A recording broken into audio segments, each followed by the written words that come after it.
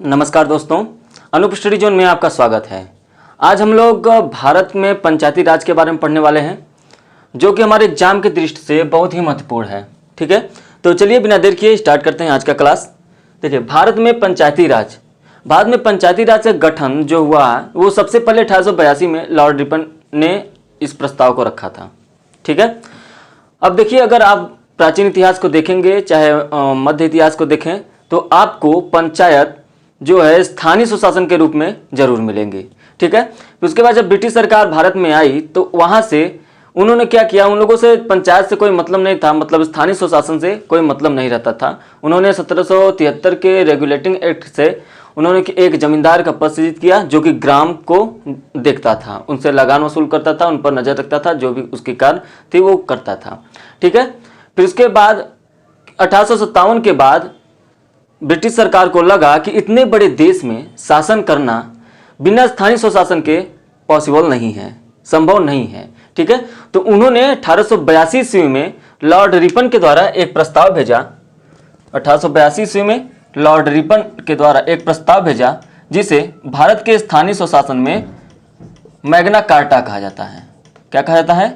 Magna carta कहा जाता है। ठीक है, तो यहां से स्थानीय स्वशासन के जनक भी लॉर्ड रिपन माने जाते हैं। 1882 ईस्वी में इन्होंने किया था। उसके बाद जब स्वतंत्रता संग्राम शुरू हुआ तो वहां पर विभिन्न विचारधाराओं के लोग थे, जो भी नेता थे।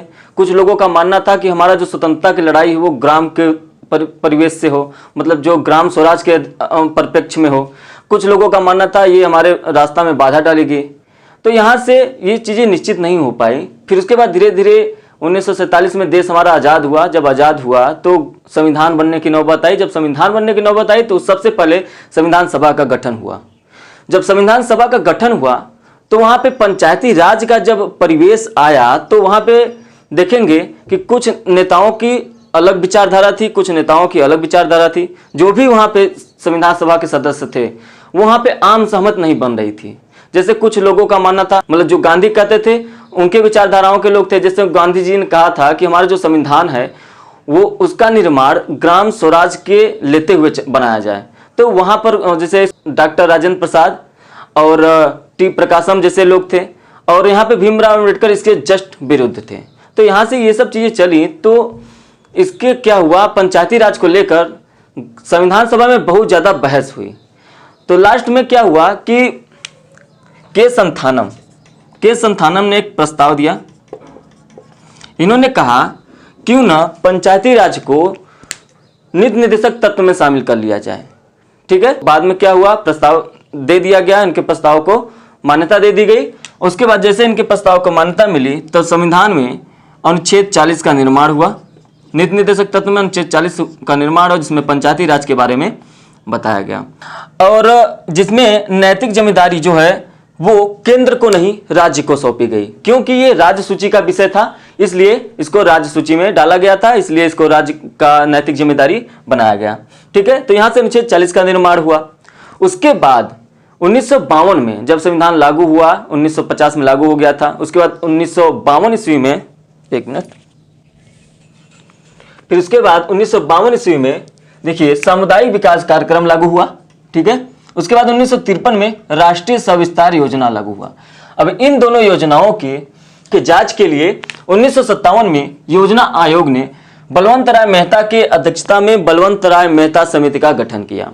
ठीक है, 1957 में इसका गठन हुआ, जनवरी में गठन हुआ था, और इन्होंने अपनी रिपोर्ट पेश की नवंबर में। इन्होंने जब अपनी रिपोर्ट पेश की, बलवंत राय मेहता समिति ने जब अपना रिपोर्ट पेश किया तो उन्होंने 3 बातें बताई। उन्होंने अपने प्रस्ताव में 3 बातों को रखा, लेकिन उसमें सबसे इंपॉर्टेंट हमारे पंचायत राज के उद्देश्य से यहाँ देखेंगे तो सबसे इंपॉर्टेंट था त्रिस्तरीय ढांचा। इन्होंने पंचायती राज में बताया कि त्रिस्तरीय ढांचा को लगाया जाए। त्रिस्तरीय ढांचा में उन्होंने क्या क्या बताया, सबसे पहले उन्होंने बताया कि ग्राम के स्तर पर ग्राम पंचायत का निर्माण हो, खंड के स्तर पर पंचायत समिति का निर्माण हो, और जिला के स्तर पर जिला परिषद का निर्माण हो। ठीक है, वहां पे इन्होंने ये बताया, और इन्होंने बताया कि ग्राम पंचायत जो हो तो इसके जो सदस्य और अध्यक्ष हों वो प्रत्यक्ष रूप से चुनाव पद्धति के द्वारा चुने जाएं, और खंड स्तर पर जो पंचायत समिति बनाया जाए इसका कार्य हो कि वो विकास, जो गांव के विकास के लिए योजना आए उस पर अपना क्रियान्वयन करें। ठीक है। उसके बाद जिला के स्तर पर जो जिला परिषद हो उसकी अध्यक्षता जिलाधीश करें। तो उन्होंने अपने प्रस्ताव में ये चीजें रखी थी। अब देखिए, ये तो रहा 1957 में बलवंत राय मेहता समिति ने अपनी रिपोर्ट दी थी। ठीक है। तो उसके बाद 1959 में इनकी रिपोर्ट को, इनके प्रस्ताव को क्या हुआ, केंद्र ने पास कर दिया। तो सबसे पहले पंडित जवाहरलाल नेहरू ने राजस्थान के नागौर जिले में इसको त्रिस्तरीय ढांचा को, पंचायती राज को लागू किया। उसके बाद ये 2 अक्टूबर को नागौर जिले में, देखिए 2 अक्टूबर को नागौर जिले में लगाया गया था राजस्थान के। उसके बाद 11 अक्टूबर को आंध्र प्रदेश के महबूबनगर जिले में, किसमें, महबूबनगर जिले में सादनगर विकास खंड में, याद रखिएगा, सादनगर विकास खंड में 11 अक्टूबर को आंध्र प्रदेश में लगाया गया था। ठीक है। उसके बाद देखिए, यहां से जब हुआ तो 1965 तक लगभग पूरे देश में पंचायती राज को स्वीकार कर लिया गया था। कुछ जगहों को छोड़कर, जैसे लक्षद्वीप को छोड़कर और नागालैंड को छोड़कर, कुछ जगहों को छोड़कर पंचायती राज को पूरे देश में 1965 तक लागू कर दिया गया था। ठीक है। अगर यहां से आपसे पूछा जाए कि पंचायती राज के जनक कौन है, तो पंचायती राज के जनक आपको पंडित जवाहरलाल नेहरू मिलेंगे। ठीक है। क्योंकि उन्होंने ही सबसे पहले राजस्थान के नागौर में उन्होंने त्रिस्तरीय ढांचा को सबसे पहले लागू किया था। ठीक। अब देखिए, अगला चीज है, इसको मिटाते हैं। देखिए, अगला है अशोक मेहता समिति 1977 में। ठीक है। मोरारजी देसाई की सरकार थी। उन्होंने अशोक मेहता समिति का गठन किया और उन्होंने 1977 में इसका निर्माण किया। इन्होंने क्या किया, इन्होंने त्रिस्तरीय ढांचा को कहा कि ये द्विस्तरीय ढांचा कर दिया जाए। ठीक है। उन्होंने अपने प्रस्ताव में कहा कि इसको द्विस्तरीय ढांचा बना दिया जाए। उन्होंने कहा कि पहला ग्राम के स्तर पे बनाया जाए, जो मंडल पंचायत होगी, और जो जिला के स्तर पे बनाया जाए, जो जिला परिषद के नाम से होगी। तो उन्होंने क्या किया कि खंड के स्तर पर जो पंचायत समिति, इसको हटा दिया। मतलब मध्य स्तर का जो भी इनका पंचायत बन रहा था उसको हटा दिया। ठीक है। तो उन्होंने ग्राम के स्तर पर और जिला के स्तर पर 2 ही स्तर की बात की। दूसरा, इन्होंने क्या किया कि संवैधानिक दर्जा देने की बात की। तो अगर आपके एग्जाम में पूछता है सबसे पहले संवैधानिक दर्जा देने की पंचायती राज को किसने कहा था ये बात, तो ये कहा था सबसे पहले अशोक मेहता समिति ने। ठीक है। सबसे पहले संवैधानिक दर्जा देने की इन्होंने बात की थी। उसके बाद देखेंगे GV.K. राव समिति। GV.K. राव समिति 1985 में, इनको, ये समिति को कार्ड समिति के नाम से भी जाना जाता है। ये राजीव गांधी की सरकार थी। राजीव गांधी ने ही इस समिति को लागू किया था 1985 में। ठीक है। तो इन्होंने क्या कहा कि ना ही दो स्तर के बनेंगे, ना ही 3 स्तर के बनेंगे, ये बनेंगे 4 स्तर के। तो 4 स्तरीय जो ढांचा है, 4 स्तरीय जो संरचना है, वो GV.K. राव समिति ने दिया था। ठीक है। तो यहाँ पे ये याद रखना है। 3 स्तर पे तो इन्होंने कहा कि ग्राम स्तर पर एक ग्राम पंचायत होगा, खंड स्तर पर पंचायत समिति होगा और जिला स्तर पर जिला परिषद होगा। उन्होंने चौथा कहा कि एक राज्य के स्तर पर होगा जिसका नाम होगा राज्य विकास परिषद। ठीक है। और इसका जो अध्यक्ष होगा वो कौन होगा, वो मुख्यमंत्री के हाथों में होगा। इसकी अध्यक्षता मुख्यमंत्री के हाथों में होगा। देखिए, उसके बाद उन्होंने कहा कि एक पद सृजित किया जाए जिसका नाम जिला विकास आयुक्त हो। अगर आपके एग्जाम में ये पूछता है कि जिला विकास आयुक्त का पद सृजित करने के लिए किस समिति ने कहा था, तो वो कहा था GV.K. राव समिति 1985 में इन्होंने कहा था। ठीक है। तो ये राजीव गांधी की सरकार में थी। उसके बाद 1986 में एक और समिति का निर्माण हुआ, जिस समिति का नाम है लक्ष्मीमल सिंघवी समिति 1986। देखिए, ये भी राजीव गांधी की सरकार में ही, राजीव गांधी ने ही इस समिति को पारित किया था। देखिए, ये जो समिति है, देखिए उसमें राजीव गांधी जो थे वो लोकतांत्रिक विकेंद्रीकरण पर बहुत जोर दे रहे थे। उसमें उनका मानना था कि ये संवैधानिक दर्जा इसको दिया जाए, इसलिए वो समिति पे समिति बनाते जा रहे थे। तो लक्ष्मीमल सिंघवी समिति ने उन्होंने कहा कि भाई संवैधानिक दर्जा दिया जाए। उन्होंने कहा संवैधानिक दर्जा दिया जाए, पहली बात तो उन्होंने यही कहा। दूसरा बात कहा उन्होंने कि एक पद बनाया जाए पंचायती राज अधिकरण। पंचायती राज अधिकरण में क्या होगा कि जो भी पंचायती राज से रिलेटेड जितने भी विवाद होंगे उसके निपटारे का यहां पर कार्य किया जाएगा, उसका निपटारा किया जाएगा पंचायती राज अधिकरण में। ठीक है। उन्होंने सबसे महत्वपूर्ण एक और बात बताई। उन्होंने कहा कि राज्य वित्त आयोग का गठन किया जाए, जैसा कि आगे चलकर हुआ भी है 73वें संविधान संशोधन में। तो यहां पे राज्य वित्त आयोग का गठन किया जाए, इन्होंने बताया। अगर आपसे एग्जाम में पूछे कि राज्य वित्त आयोग का गठन किस समिति ने कहा था, तो ये कहा था लक्ष्मीमल सिंघवी समिति ने। ठीक है, इसके बाद एक और समिति बनती है, वो बनती है पीके थुंगन समिति। पीके थुंगन समिति बनी थी, इसके बाद एक और। तो मतलब जो हमारा पंचायती राज है उसको आगे बढ़ाते समय ये 5 समितियां काम की थी। कौन कौन? बलवंतराय मेहता समिति, अशोक मेहता समिति, जीवी राव समिति, लक्ष्मीमल सिंघवी समिति, और एक समिति थी पीके थुंगन समिति। ठीक है, पीके थुंगन समिति। अब देखिए यहां पर 1986 में लक्ष्मीमल सिंघवी समिति के बाद 64वां संविधान संशोधन विधेयक पारित हुआ। देखिए 1979 में, ठीक है 1989 में, माफ करिएगा 1989 में 64वां संविधान संशोधन अधिनियम पेश किया गया संसद में। उसमें राजीव गांधी की सरकार थी और लगभग चुनाव से कुछ महीने पहले ही उन्होंने यह विधेयक पास किया। क्यों पास किया? क्योंकि वो चाहते थे कि पंचायती राज को संवैधानिक दर्जा दिया जाए। इसको जोर देने के लिए उन्होंने यह बिल उसमें प्रस्तावित किया।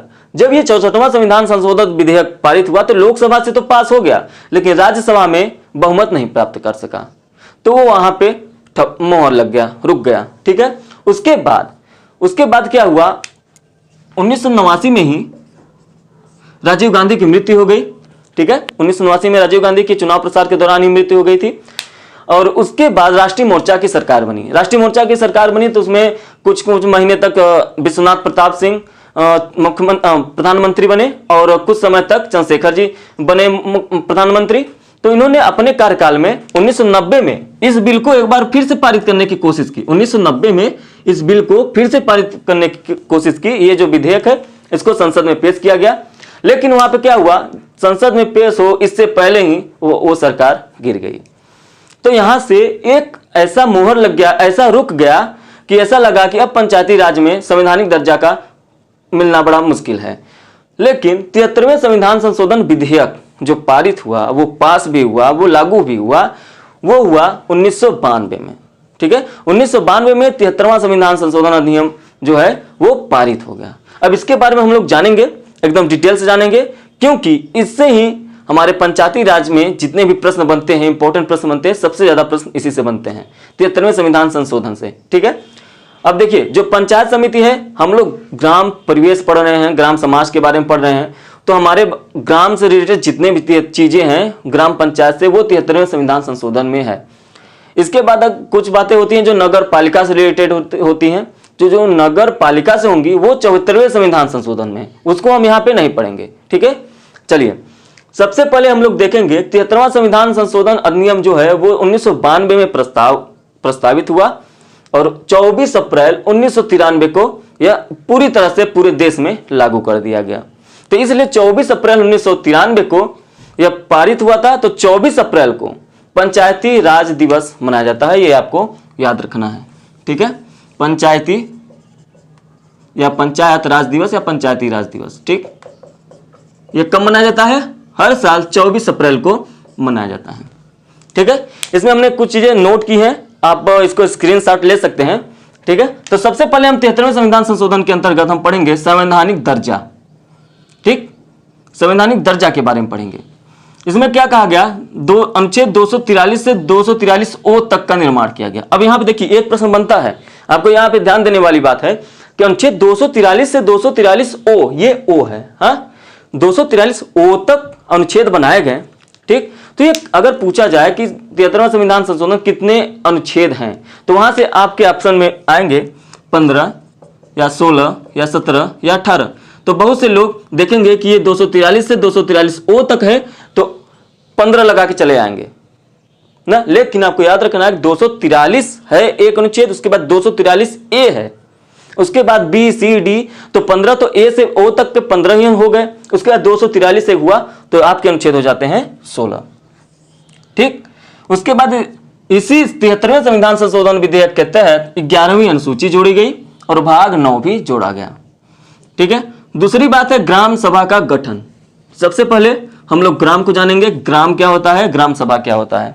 ठीक, देखिए ग्राम का मतलब होता है जो गांव होते हैं या बहुत 2-3 गांव होते हैं या बहुत सारे गांव होते हैं, उनको मिलाकर एक ग्राम बनाया जाता है। अगर मान लीजिए कोई गांव है, ठीक है, और वहां की जनसंख्या बहुत ज्यादा है और उसके बगल में एक गांव है जिसकी जनसंख्या बहुत कम है, तो वो दोनों गांवों को मिलाकर ग्राम बोला जाता है। ठीक है, और ग्राम सभा क्या होता है, ग्राम सभा होता है उसी ग्राम में जितने भी लोग निर्वाचित होते हैं, मतलब पंजीकृत होते हैं चुनाव देने के लिए, ठीक है, मतदाता सूची पे पंजीकृत होते हैं, उनको ग्राम सभा के अंतर्गत रखा जाता है, वो ग्राम सभा होते हैं। तो ग्राम सभा और ग्राम आपको अच्छे समझ में आ गया होगा। तो देखिए ग्राम सभा का गठन हुआ। ठीक, ग्राम सभा गठन हुआ, इसमें 243A के तहत बताया गया इसके कार्यों का, ये कौन कौन से कार्य करेगी ग्राम सभा। ये इसके जो कार्य का जो निर्धारण है वो राज्य विधानमंडल के ऊपर सौंप दिया गया। जो राज्य विधानमंडल सौंपेगी ग्राम सभा को, वही काम वो करेगा। ठीक है, इसके बाद त्रिस्तरीय संरचना के बारे में कहा गया। ये देखिए, ये तो सबसे पहले जब बलवंत राय मेहता समिति की प्रस्ताव हुआ था तो पूरे देश में तो लागू किया गया था, इसको भी संवैधानिक दर्जा दिया गया। तो इन्होंने क्या कहा, त्रिस्तरीय संरचना दिया था। तो इसमें सबसे पहले इन्होंने ग्राम के स्तर पर ग्राम पंचायत बताया था, और खंड के स्तर पर पंचायत समिति बताया था, और जिला के स्तर पर जिला परिषद बताया था। ठीक है, तो ग्राम के स्तर पर जो ग्राम पंचायत होता है, इसमें जो अध्यक्ष होता है वो प्रत्यक्ष रूप से निर्वाचित होगा या अप्रत्यक्ष रूप से निर्वाचित होगा, ये डिपेंड करेगा राज्य विधानमंडल। ठीक है, ये राज्य विधानमंडल के ऊपर डिपेंड है कि वो इसका चुनाव प्रत्यक्ष रूप से करवाएगा या अप्रत्यक्ष रूप से। बाकी जितने भी हैं, चाहे पंचायत समिति के अध्यक्ष उपाध्यक्ष हो, चाहे जिला परिषद के अध्यक्ष उपाध्यक्ष हो, चाहे ग्राम पंचायत के उपाध्यक्ष हो, इनका चुनाव अप्रत्यक्ष रूप से ही होगा। ठीक है, ये चीजें आपको याद रखनी है। चलिए अगली बात देखते हैं, आरक्षण। यहां से प्रश्न पूछते जाते हैं और आपको यहां पर फोकस भी देना है, ध्यान से सुनिए। आरक्षण में कहा गया कि SC और ST को जनसंख्या के आधार पर आरक्षण दी जाएगी। देखिए, ये हम पंचायत राज से स्थानीय स्वशासन के परिचय से देख रहे हैं। ठीक है, तो SC और ST के जनसंख्या के आधार पर जो भी पंचायती राज में जो भी पंचायती राज संस्था है उसके अंतर्गत SC ST को जनसंख्या के आधार पर आरक्षण दिया जाएगा। OBC को विधानमंडल तय करेगी। OBC पर जो भी आरक्षण होगा पंचायती राज संस्था में वो विधानमंडल पर छोड़ा गया है। तीसरी बात है, महिलाओं के लिए आरक्षण 1/3। मतलब अगर किसी पंचायती राज संस्था में 30 पद है तो उसमें से 10 पद जो है महिलाओं के लिए आरक्षित किया गया है। ठीक है, तो महिलाओं के लिए 1/3 आरक्षण दिया गया है। हालांकि आपको बता दें कि 110वें संविधान संशोधन के तहत यह प्रस्ताव रखा गया है कि महिलाओं का जो 1/3 आरक्षण है पंचायती राज में उसको बढ़ाकर 1/2 कर दिया जाए। अब आप यहाँ पे ये मत सोचिएगा कि 1/3 से बढ़ाकर 1/2 ये छोटा है, ऐसा नहीं है, ये बड़ा नहीं है, ये 1/2 से छोटा है, तो बढ़ाकर 1/2 कर दिया जाएगा। ये 110वें संविधान संशोधन अधिनियम के तहत प्रस्तावित किया गया है। उसके बाद मध्य प्रदेश पहला राज्य है जिसने 1/2 मतलब 50% आरक्षण जो है महिलाओं के लिए दिया है। मतलब अगर 30 पद है तो उसमें से 15 पद आधा और 1/2 महिलाओं के लिए आरक्षित है। तो ये रही आरक्षण की बात। ठीक है, उसके बाद योग्यता देखते हैं हम लोग। योग्यता देखिए, सबसे न्यूनतम आयु होना चाहिए 21 वर्ष। कितनी होनी चाहिए? अगर आपसे पंचायती राज संस्थाओं के बारे में अगर आपको से योग्यता पूछता है तो आप योग्यता बताएंगे, उनकी जो न्यूनतम आयु कम से कम आयु होगी वो 21 वर्ष होनी चाहिए। ठीक है, उसके बाद 243E में किस अनुच्छेद में 243E में कहा गया है कि जो उनकी पद होगा वो न्यूनतम 5 वर्ष होगा। ठीक है, माफ करिएगा, न्यूनतम और अधिकतम की बात नहीं की गई है, वहां पर सिर्फ 5 वर्ष की बात करी गई है। ठीक है, तो वहां पर वो सिर्फ 5 वर्ष होगा। अगर ये बताइए, अगर 5 वर्ष से पहले ही पद रिक्त हो जाए तो क्या होगा? तो इसमें यह प्रावधान किया गया है कि अगर 5 वर्ष से पहले किसी भी प्रकार से अगर पद रिक्त होता है तो वहां पर जो होगा 6 माह के भीतर ही चुनाव करा लिया जाएंगे। ये आपको याद रखना है, ये आपसे एग्जाम में पूछा गया है, इसलिए हम आपको बताया है कि 6 माह के भीतर ही इसका जो होता है चुनाव करा लिया जाता है। ठीक है, उसके बाद अगला कार्य है कार्य। क्या कार्य होगा? 73वें संविधान संशोधन विधेयक 1992 के द्वारा बताया गया कि इनके क्या क्या कार्य होंगे। तो उनके सबसे पहले कार्य होंगे 243 जी में 29 कार्य दिए हुए हैं। ठीक है, उन्होंने कहा कि 243 जी के तहत इनको 29 कार्य दिए जाएंगे और ये जो 29 कार्य होंगे ये 11वीं अनुसूची में दिए गए हैं। अब यह राज्य विधानमंडल पे छोड़ दिया गया है कि वो इन 11वीं अनुसूची में जो 29 कार्य दिए गए हैं उनको कौन कौन से कार्य करवाने हैं वो उन पर डिपेंड करेगा। ठीक है, तो यहां से वो उनके ऊपर डिपेंड करेगा कि कौन कौन से कार्य करवाने हैं, कौन कौन से कार्य नहीं करवाने हैं, तो उन्हीं 29 कार्यों में से वो कार्य करवाएगा। अगला बात हम करेंगे राज्य वित्त आयोग के गठन का। देखिए, इसकी सबसे पहले बात किसने की थी जी, इसकी सबसे पहली बात की थी लक्ष्मीमल सिंघवी समिति ने। देखिए यहां पे हमने आपको बताया है कि सबसे पहले राज्य वित्त आयोग का गठन की मांग जो अपने प्रस्ताव में रखा था वो लक्ष्मीमल सिंघवी समिति ने रखा था। इन्होंने राज्य वित्त आयोग के गठन की बात की। ये जो राज्य वित्त आयोग का गठन है इसकी स्थापना 243 आई में और अनुच्छेद 243 वाई में। आप यहाँ पे थोड़ा सा दिमाग लगा सकते हैं कि हमने आपसे बताया कि 243 से 243 ओ तक ही है, तो कैसे यहाँ 243 वाई आ गया। देखिए, हमने आपसे ग्राम पंचायत और नगर पालिका दोनों की बात की। जो नगर पालिका है वो ओ के बाद है। ठीक, 243 से 243 ओ तक ग्राम पंचायत से रिलेटेड है, पंचायती राज से रिलेटेड है, उसके बाद नगर पालिका से रिलेटेड है। तो ये जो यहाँ पे वित्त आयोग का जो गठन हुआ था राज्य वित्त आयोग का, ये 243 वाई ये नगर पालिकाओं के लिए है, नगर निगम के लिए है। लेकिन ये जो 243 के अंतर्गत जिसकी स्थापना की गई है वो पंचायती राज से रिलेटेड है। तो आपको यहाँ पे ये चीजें ध्यान रखनी है। ठीक, दूसरा बात कहा गया कि इसका जो गठन होगा वो कौन करेगा, वो राज्यपाल करेगा। इसमें कितने सदस्य होंगे ये उसमें निर्धारित नहीं किया गया है, कितने सदस्य होंगे कितने नहीं सदस्य होंगे। ठीक है, वित्तीय अनुदान, देखिए ये जो आयोग है ये वित्त आयोग पंचायती राज संस्थाओं में जितने भी पद हैं, जितनी भी संस्थाएं हैं उसमें कितने अनुदान दिया जाए, कौन कौन से कार्य निश्चित हुए हैं जिनके लिए ये वित्त आयोग जो है उसके वित्तीय अनुदान में कार्य करेगी, ये वित्त आयोग ही उसको सुनिश्चित करती है। वित्त आयोग संचित निधि से अनुदान राशि देती है। ठीक है, यहां से एक अच्छा सा प्रश्न बनता है कि जो पंचायती राज के ग्राम परिवेश के लोग होते हैं, जो ग्राम परिवेश में जो भी पंचायती राज संस्थाएं होती हैं उनका जो होता है अनुदान कहां से दिया जाता है, तो आपसे आराम से पूछ सकता है संचित निधि से। तो आप संचित निधि से उत्तर लगाएंगे। अगर वो पूछता है बाजार से या मेले से, तो ये सब चीजों से भी जो टैक्स निकलता है वहां से भी ये संचित निधि में ही जाता है, तो वो संचित निधि से हो गया। ठीक है, याद रखिएगा इस बात को। अगली बात है राज्य निर्वाचन आयोग का गठन।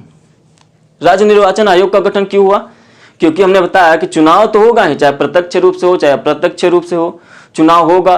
चुनाव करवाने की जिम्मेदारी किसका होगा, राज्य निर्वाचन आयोग की जिम्मेदारी होगा कि वो चुनाव करवाए, मतदाता सूची तैयार करें।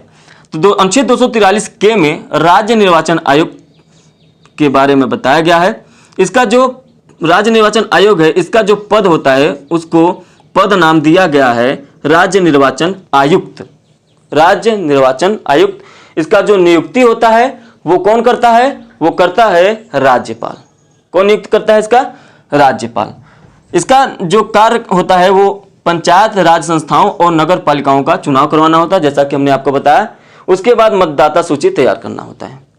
इसमें जो होता है इनकी योग्यता कितनी होती है ये इस संविधान संशोधन में नहीं बताया गया है, ना इनका कार्यकाल बताया गया है, लेकिन इसमें भारतीय प्रशासनिक सेवा अधिकारी इस पद पर कार्य करेगा, ये जरूर बात कही गई है। मतलब जो भी राज्यपाल राज्य निर्वाचन आयुक्त की नियुक्ति करेगा वो भारत का प्रशासनिक सेवा अधिकारी होना चाहिए। ठीक है, तो ये रही बातें। अब देखिए यहां से जो भी प्रश्न बनते थे, जो भी बातें थी, सबको हमने कवर कर लिया है। भारत में जो भी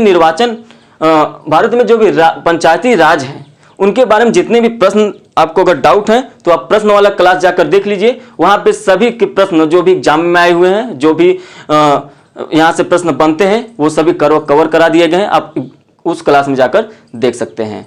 ठीक है, तो यहां से आज के क्लास समाप्त होती है।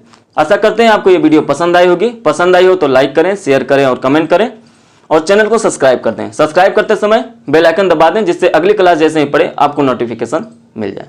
चलिए मिलते हैं नेक्स्ट वीडियो में, तब तक के लिए धन्यवाद।